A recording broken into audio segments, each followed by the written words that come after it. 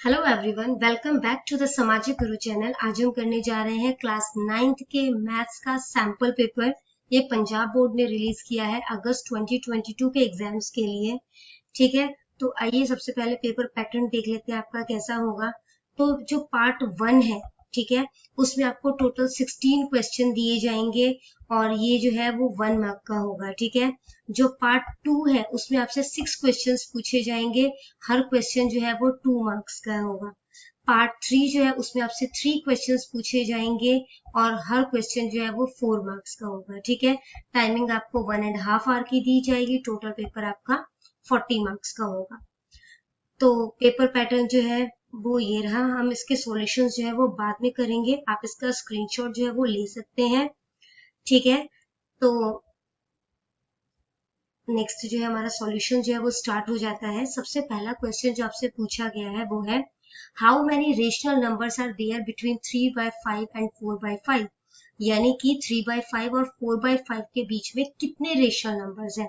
तो बच्चे दो आप कह सकते हो, इस तरीके के रेशनल नंबर के बीच में काफी सारे जो है वो रेशनल नंबर होते हैं। तो हमारा आंसर है इन्फिनिट। ठीक है, नेक्स्ट है, the decimal expansion of 37/8 is.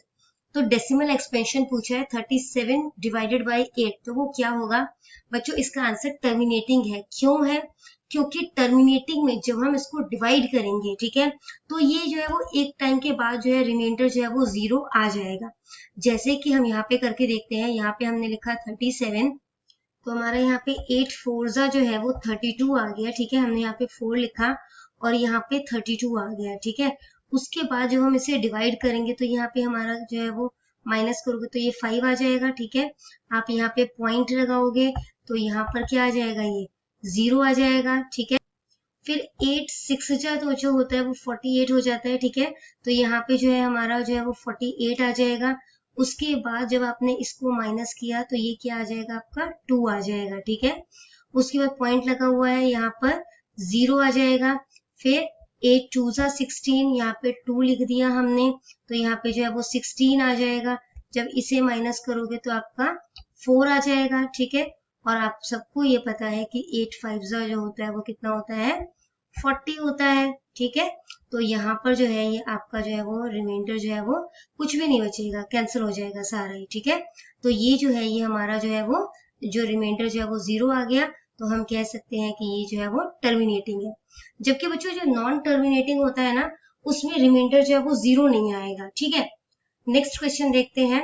इसमें आपको बोला गया है कि find the degree of the polynomial. आपको जो है वो डिग्री बतानी है। तो इसमें क्या होता है, जो हाईएस्ट डिग्री होगी, ठीक है, वो बताया जाता है। तो यहाँ पे सबसे देखो ये 3 है, यहाँ पे 2 है और यहाँ पे कुछ भी नहीं है, मतलब 1 है।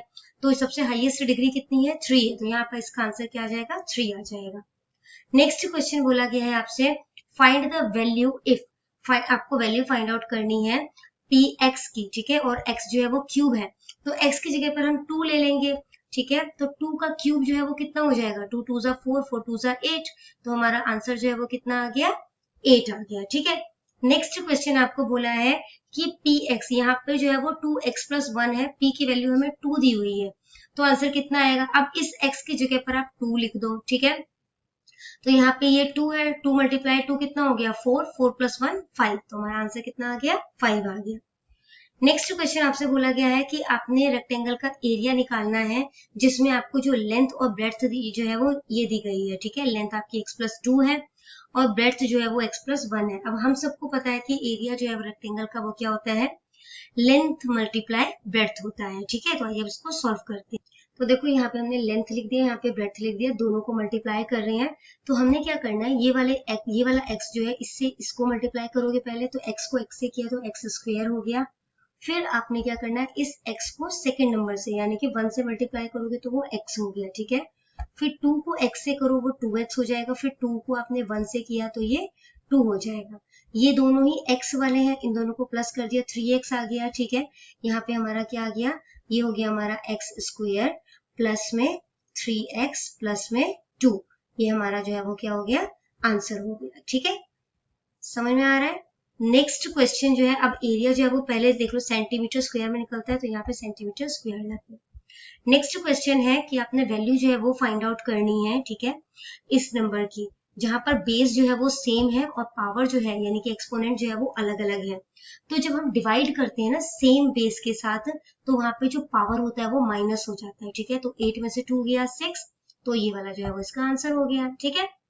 नेक्स्ट आपको बोला गया है कि -2y² में क्या ऐड किया जाए कि -10y² हो जाए, ठीक है। तो हम क्या कर सकते हैं यहाँ पर, देखो इस तरीके से अगर इसको मैं लिख सकती हूँ, -2y² है, उसमें जो है वो मुझे नहीं पता क्या ऐड करना है, तो मैं उसे जो है वो x ले सकती हूँ, ठीक है। और आंसर जो है वो मेरा क्या आना चाहिए, -10y² आना चाहिए प्लस करने पर, ठीक है। तो अब इसको हमने क्या किया, ये जो -2y² है ये उधर चला जाएगा, ठीक है। तो वो क्या हो जाएगा, उधर जाके प्लस का हो जाएगा। अब हमारे पास क्या है, -10 जो है वो y² माइनस का है, और ये जो 2y² है ये प्लस का हो जाएगा। तो माइनस प्लस माइनस होता है, ठीक है। और जो यहाँ पे आपका बड़े के आगे कौन सा साइन है, माइनस का साइन है, तो ये जो है वो क्या बन जाएगा आपका, -8y², ठीक है। नेक्स्ट क्वेश्चन देखते हैं। इसमें बोला गया है आपको कि जितने भी रेशनल नंबर है वो सारे ही इंटीजर हैं, ठीक है। तो बच्चों रेशनल नंबर आपको पता है, रेशनल नंबर होता है जिनको कि हम p/q की फॉर्म में लिख सकते हैं। और यहाँ पे क्या बात ध्यान रखने वाली होती है कि q जो है वो 0 नहीं हो सकता, ठीक है। जबकि जो इंटीजर होता है वो प्लस भी हो सकता है, नेगेटिव नंबर भी हो सकता है और 0 भी हो सकता है, ठीक है। तो हम कह सकते हैं कि सभी रेशनल नंबर जो है वो इंटीजर नहीं होते। समझ में आ गया। नेक्स्ट है आपका x² प्लस √x+2 इस पॉलिनोमियल। तो ये क्या पॉलिनोमियल है, तो बच्चों पॉलिनोमियल जो होता है वो नंबर होते हैं जो जिसका रूट जो होता है, आप कह सकते हो जो एक्सपोनेंट होता है, ठीक है, वो जो होता है वो कंप्लीट नंबर होता है। अब अगर मैं इसको देखूं तो ये क्या बन जाएगा, यहाँ पर ये बन जाएगा x⁻², ठीक है।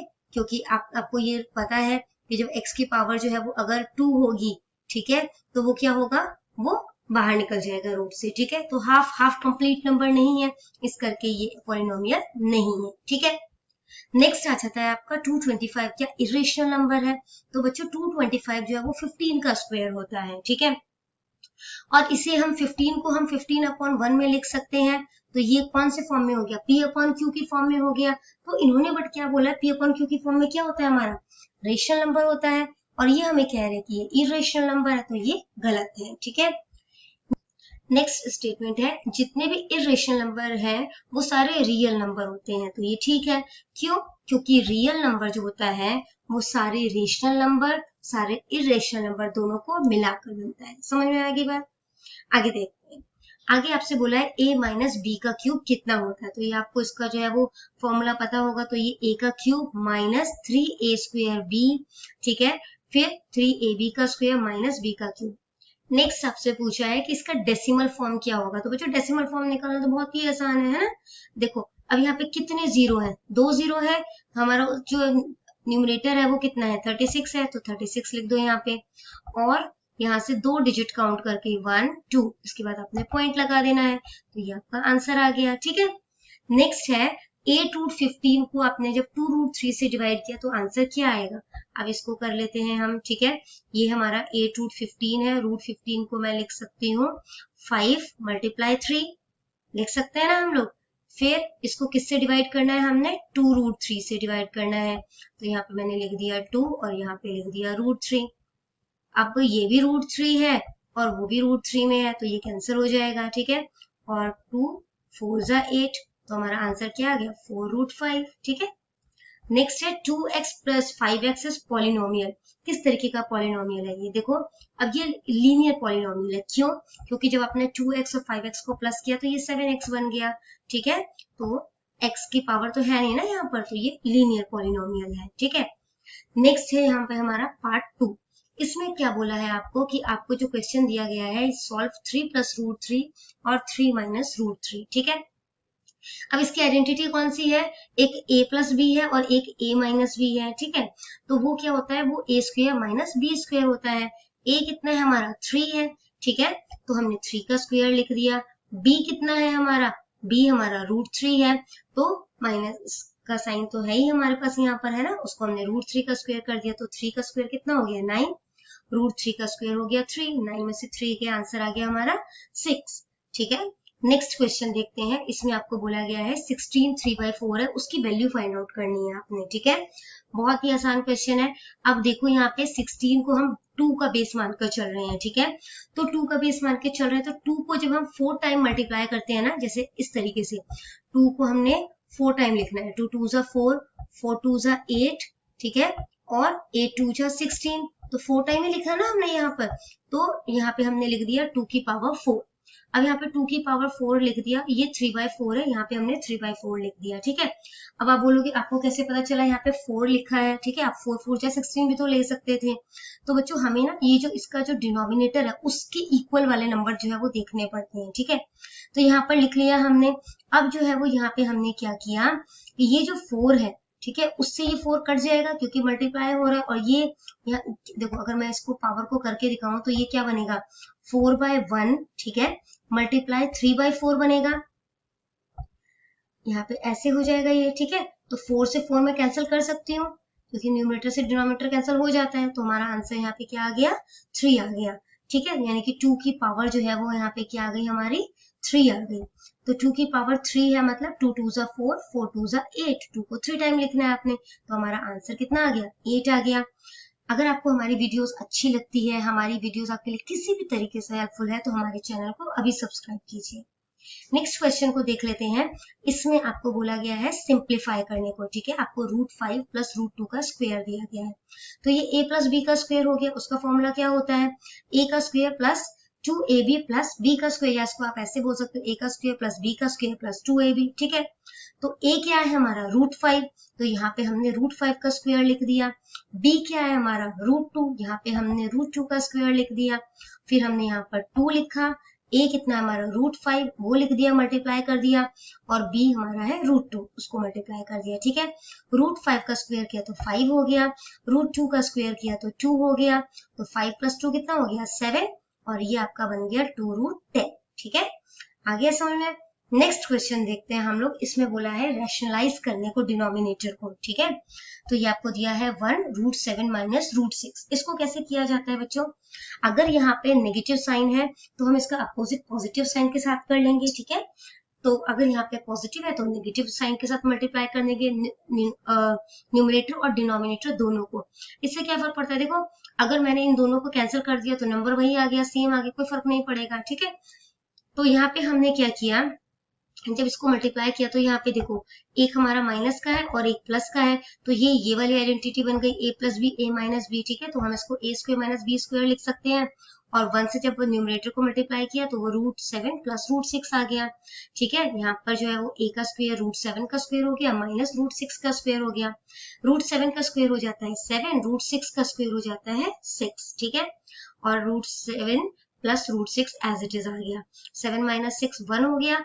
तो हर नंबर के नीचे जो है वो 1 होता है, यानी कि हर नंबर के डिनोमिनेटर में 1 होता है। तो हमारा आंसर क्या आ गया, √7 + √6, ठीक है। नेक्स्ट क्वेश्चन देखते हैं। Find any 2 rational number between 3 and 4। आपको 2 रेशनल नंबर बोला है यहाँ पे। आपने इसमें क्या ध्यान रखना है, आपसे जितने भी रेशनल नंबर पूछे जाए तो वहां पर आपने उसमें 1 ऐड कर देना है, ठीक है। मुझसे जो है यहाँ पे 2 पूछा गया है तो मैंने 2 में 1 ऐड कर दिया। अगर आपसे 4 पूछा जाता है, आप 4 में 1 ऐड कर दो, 5 हो जाएगा, ठीक है। उस नंबर को आपने जो है न्यूमरेटर और डिनोमिनेटर दोनों से मल्टीप्लाई कर देना है, ठीक है।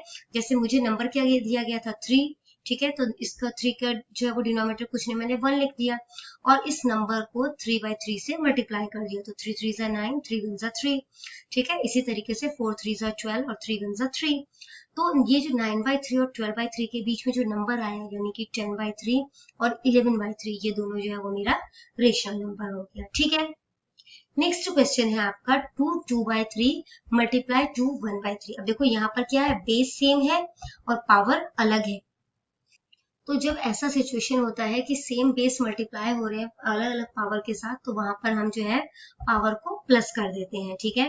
तो 2/3 और 1/3 को प्लस करोगे, यहाँ पे एलसीएम ले लिया आपने, 3 आ गया, ठीक है। और यहाँ पर जो है वो 2 + 1 जो है वो 3 हो जाएगा। तो 3/3 कट हो जाएगा तो 1 आ गया पावर, यानी 2 की पावर 1 है, यानी कि 2, ठीक है। नेक्स्ट आ जाता है हमारा पार्ट 3। इसमें आपको बोला गया है कि आपने जो है वो इस पॉलिनोमियल को जो है वो डिवाइड करना है x + 1 से, ठीक है। तो इसके लिए हम क्या करेंगे, इसको करने के दो तरीके हैं, ठीक है। दोनों मेथड में से आपको जो इजी लगता है आपको कर सकते हैं। तो इसमें क्या किया है, आपको जो है वो जिससे डिवाइड करना है, ठीक है, वो नंबर दिया है x+1, तो वो जो है हमने 0 के इक्वल रखा, तो +1 उधर गया तो वो -1 हो जाएगा, ठीक है। अब जहां जहां पर भी x है वहां वहां पर आपने -1 जो है वो लिख देना है, ठीक है।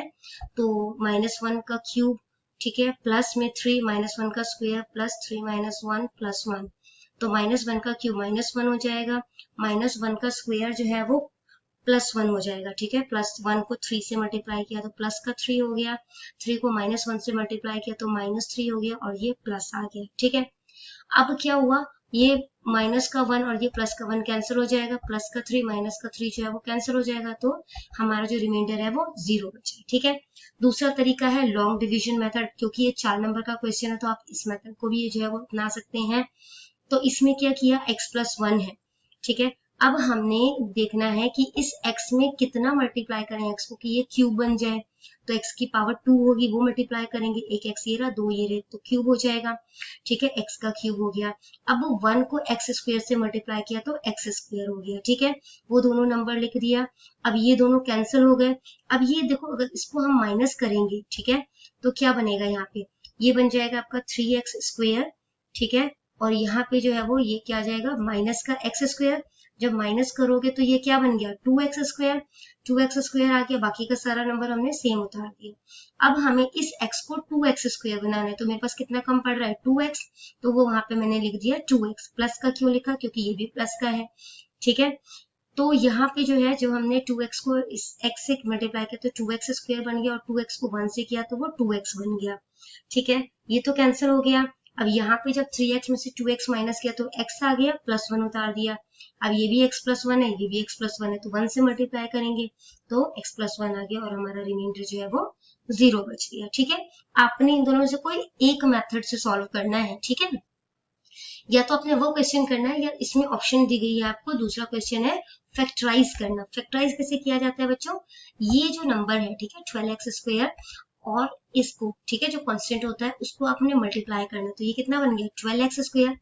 अब इस 12x² को इस तरीके से आपने स्प्लिट करना है कि वो मल्टीप्लाई करने पर तो 12x² बने, ठीक है, और प्लस या माइनस करने पर वो 7 बने।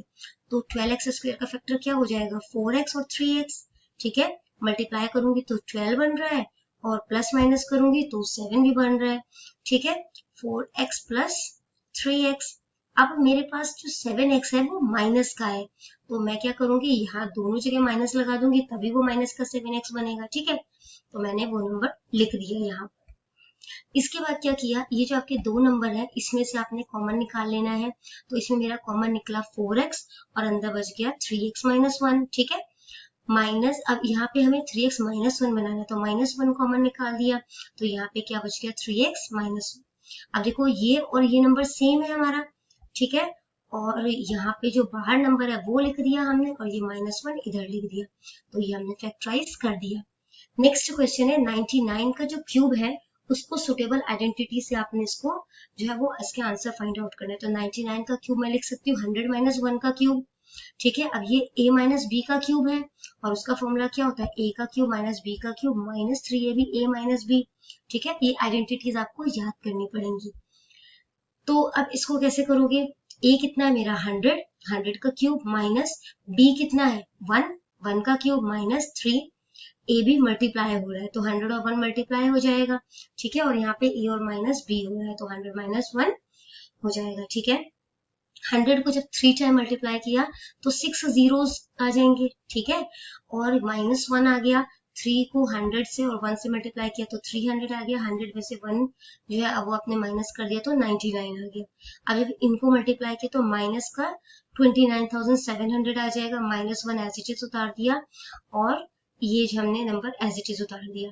अब इसके बाद जो है आपने क्या करना है, इस माइनस माइनस को इकट्ठा प्लस कर दो, माइनस का बन जाएगा ये, ठीक है, और फिर इसमें से माइनस कर दो तो ये आंसर आ जाएगा। नेक्स्ट क्वेश्चन है फैक्टराइज करना है इस नंबर को। तो अब देखो हमें पता चल रहा है ये 3 का क्यूब है और ये जो है वो 5 का क्यूब है, तो मैंने लिख दिया यहाँ पे 3y का क्यूब प्लस में 5z का क्यूब।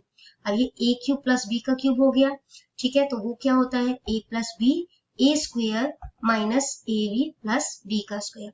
ए कितना है मेरा 3y और बी कितना है मेरा 5z। तो मैंने यहाँ पे लिख दिया a प्लस बी, ठीक है।